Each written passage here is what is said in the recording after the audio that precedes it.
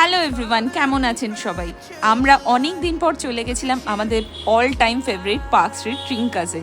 ট্রিঙ্কাস গেলেই একটা নস্টালজিয়া কাজ করে। আমরা অনেকবার ট্রিঙ্কাস গেছি আর ভীষণ ভালো লাগে এই অ্যাম্বিয়েন্সটা।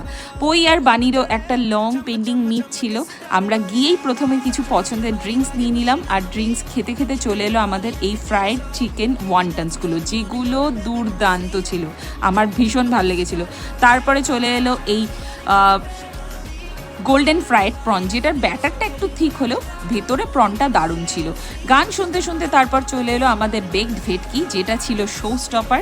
তারপরে এই চিকেন স্ট্রোগানফ উইথ রাইস, পক সিজলার আর চিকেন সিজলার। বাচ্চারা কিন্তু এই বেকড ভেটকিটা ভীষণ এনজয় করেছে, এত ভালো খেতে ছিল। লাস্টে একটু সুইট ডিশ তো লাগেই, তাই চলে এসেছিল আমাদের জন্য ক্যারামেল কাস্টার্ড। ওভারঅল ট্রিঙ্কাস সব সময় হিট।